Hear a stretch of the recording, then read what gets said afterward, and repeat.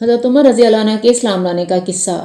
حضرت عمر رضی اللہ عنہ جن کے پاک نام پر آج مسلمانوں کو فخر ہے اور جن کے جوش ایمانی سے آج 1300 برس بعد تک کافروں کے دل میں خوف ہے۔ اسلام لانے سے قبل مسلمانوں کے مقابلہ اور تکلیف پہنچانے میں بھی حضرت عمر ممتاز ہی تھے۔ نبی اکرم صلی اللہ علیہ وآلہ وسلم کے قتل کے در پہ رہتے تھے۔ ایک روز کفار نے مشورہ کی کمیٹی قائم کی کہ کوئی ہے جو محمد صلی اللہ علیہ وآلہ وسلم کو قتل کر دے۔ عمر نے کہا میں کروں گا۔ لوگوں نے کہا بے شک تم ہی کر سکتے ہو۔ عمر تلوار لٹکائے ہوئے اٹھے اور چل دیے۔ اسی فکر میں جا رہے تھے کہ ایک صاحب قبیلہ زہرہ کے جن کا نام حضرت سعد بن ابی وقاص ہے، انہوں نے پوچھا عمر کہاں جا رہے ہو؟ کہنے لگے محمد صلی اللہ علیہ وآلہ وسلم کے قتل کی فکر میں ہوں، نعوذ باللہ۔ سعد نے کہا کہ بنو ہاشم اور بنو زہرہ اور بنو عبد مناف سے کیسے مطمئن ہو گئے؟ وہ تم کو بدلے میں قتل کر دیں گے۔ اس جواب پر بگڑ گئے اور کہنے لگے معلوم ہوتا ہے تو بھی بددین ہو گیا ہے، لا پہلے تجھی کو نمٹا دوں۔ یہ کہہ کر تلوار سونپ لی اور حضرت سعد نے بھی یہ کہہ کر کہ ہاں میں مسلمان ہو گیا ہوں تلوار سنبھال لی۔ دونوں طرف سے تلوار چلنے کو تھی کہ حضرت سعد رضی اللہ نے کہا کہ پہلے اپنے گھر کی تو خبر لے، تیرے بہن اور بہنوئی دونوں مسلمان ہو چکے ہیں۔ یہ سننا تھا کہ غصے سے بھر گئے اور سیدھے بہن کے گھر گئے۔ وہاں حضرت خباب رضی اللہ عنہ کواڑ بند کیے ہوئے ان دونوں میاں بیوی کو قرآن پاک پڑھا رہے تھے۔ حضرت عمر نے کواڑ کھلوائے۔ ان کی آواز سے حضرت خباب رضی اللہ عنہ تو جلدی سے اندر چھپ گئے اور وہ صحیفہ جلدی میں باہر ہی رہ گیا جس پر آیتیں قرآنی لکھی ہوئی تھیں۔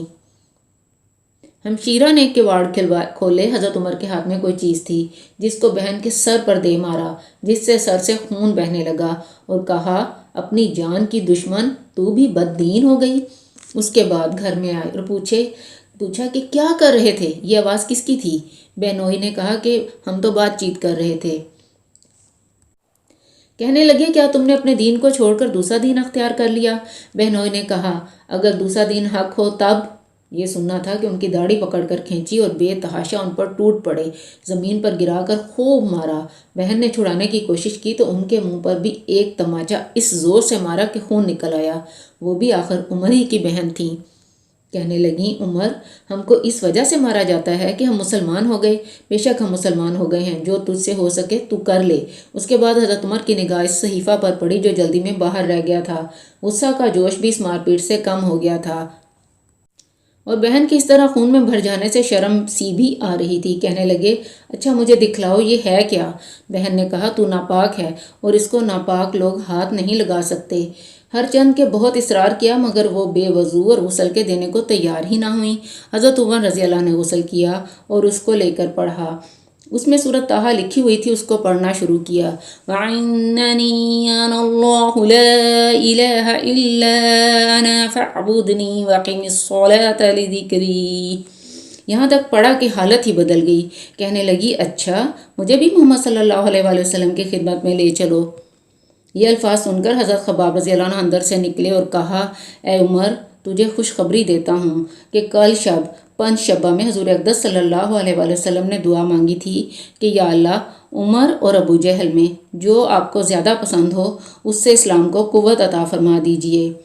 معلوم ہوتا ہے کہ حضور کی دعا تمہارے حق میں قبول ہو گئی ہے۔ اس کے بعد حضور صلی اللہ علیہ وآلہ وسلم کی خدمت میں حاضر ہوئے اور جمعہ کی صبح کو مسلمان ہو گئے۔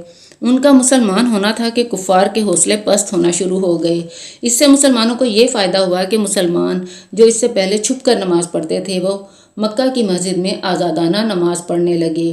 حضرت عبداللہ بن مسعود فرماتے ہیں کہ عمر کا اسلام لانا مسلمانوں کی فتح تھی اور ان کی ہجرت مسلمانوں کی مدد تھی اور ان کی خلافت رحمت تھی۔